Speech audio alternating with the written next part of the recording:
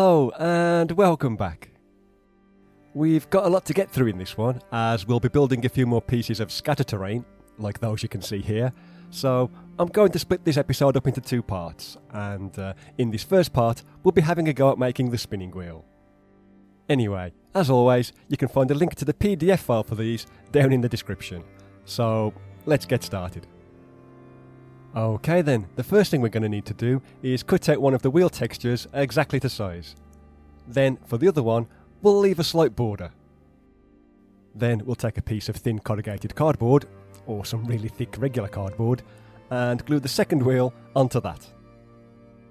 Then, once that's dry, we'll cut it out with a sharp pair of scissors, and all we'll need to do then is glue the other wheel texture to the other side.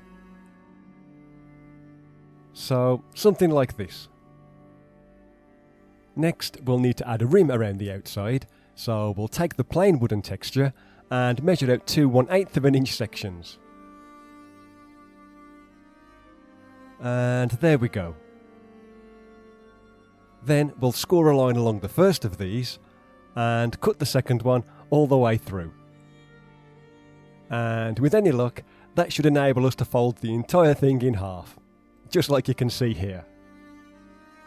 Okay, next we'll cut off the excess paper from both ends, apply some glue to the inside, and fold the piece back in half, so that we end up with a narrow strip that has the wood texture on both sides. Then we can apply plenty of glue to one side of this strip, and then start wrapping that around the outside of the wheel. It can sometimes be a little bit tricky to get it started, but when we're done, we should be left with this kind of thing. Right then, next we're going to work on the stand. So for this, we'll take a piece of single corrugated cardboard, cut out a strip that's 3/8 of an inch wide, and from that, we'll cut out a piece that's 1 1/4 inches long. Then we'll take a piece of the wood texture that's big enough to wrap around the entire thing, and start gluing that into place. So here I am doing just that. You've seen me do a similar thing in lots of the other videos. Anyway, when we're done, it should look like this. Okay, next we'll take some thin corrugated cardboard, do a similar thing and cut out a strip that's around 5/16 of an inch wide, and from that, cut a piece that's 3/4 of an inch long. And just like before, we'll wrap that in more of the wood texture. Now for the legs, we'll cut out these two pieces here, and we're going to be gluing those to some thin foam core. In this example, I'm using some that's 3mm thick. So I'll just go ahead and do that, and there we go. And we'll also need to cut that roughly to size. Then we can cut out a piece of the wood texture that's roughly the same size, apply some glue to the back, and stick that to the reverse side, so that we end up with something like this. Then, once that's had plenty of time to dry, we can cut out the pieces with a sharp knife, though we will need to cover the exposed edge, so we can cut out another piece of the wood texture that's the same thickness as the foam core, and simply glue that around the entire piece. So I'll go ahead and do that now. And there we go. Then, as you've probably guessed, we can do the exact same thing for the other piece.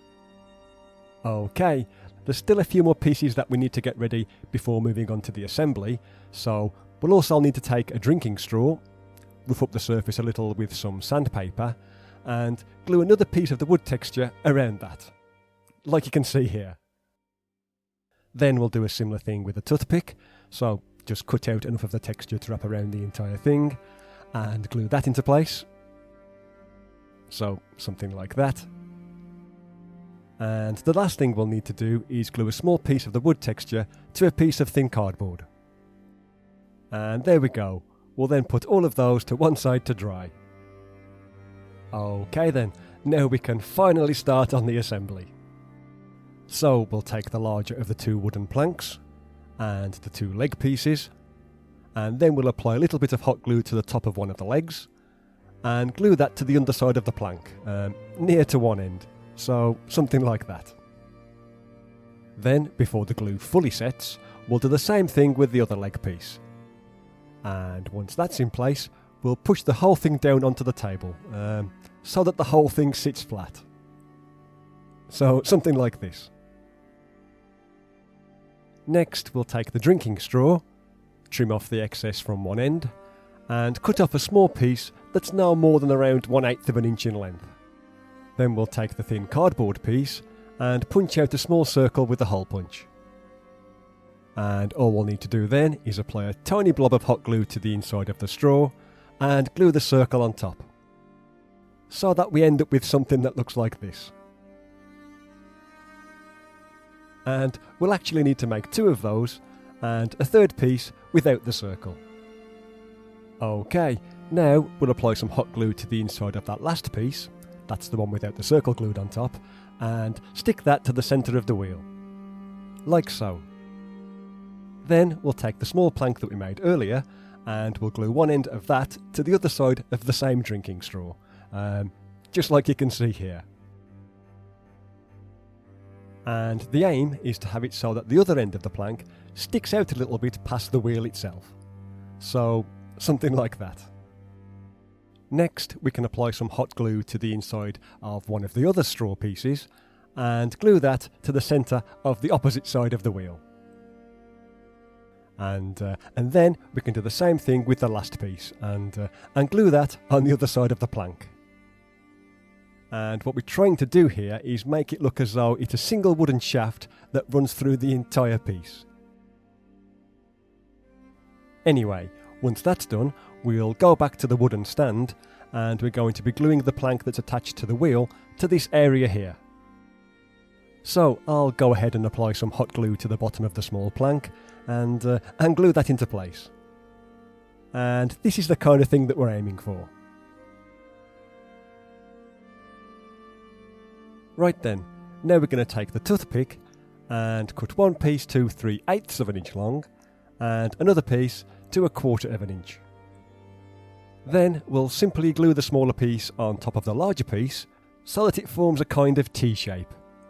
So there you go, something like that. Then we'll apply some glue to the other end of the longer piece and glue that towards the end of the wooden stand, leaning it slightly forward if possible. If that didn't make much sense, then hopefully you can see what I mean a bit better here. So yeah, if you like, you could probably call that done, but I'm going to take it a step further and add a drive band. And for this, I'll just be using some regular white cotton thread. Okay, so the first thing I'm going to do is add a tiny spot of super glue to the underside of the wheel itself. And there we go. And then I'll simply take the end of the thread and kind of poke that into the super glue and hold it there until it dries. Okay, once that's secure, I'll apply another spot of super glue to the front side of the smaller toothpick and wrap the thread over the top of the wheel and down into this glue, like you can see here, and give it a few seconds to stick. Okay, so once that's held in place, I personally like to wrap the thread around a second time, just to make it look a bit thicker. So here I am doing just that. Then, once I'm happy with that, I'll apply another spot of super glue to the underside of the wheel and fix it in place. The only thing left to do then is to trim the thread to size. And there we go. There's the completed spinning wheel, though I think they're also sometimes called walking wheels or great wheels, but you get the idea. So yeah, this has been quite a long video for such a little piece, which is why I've split this episode into 2 halves, with part 2, which includes the loom and the stove, that will be following along in a few days' time. Fingers crossed. Anyway, as usual, I just want to say thank you very much for watching. I'm not sure how much use you'll be able to get out of this one, but yeah, thanks for watching. I'll see you in part 2. Bye for now.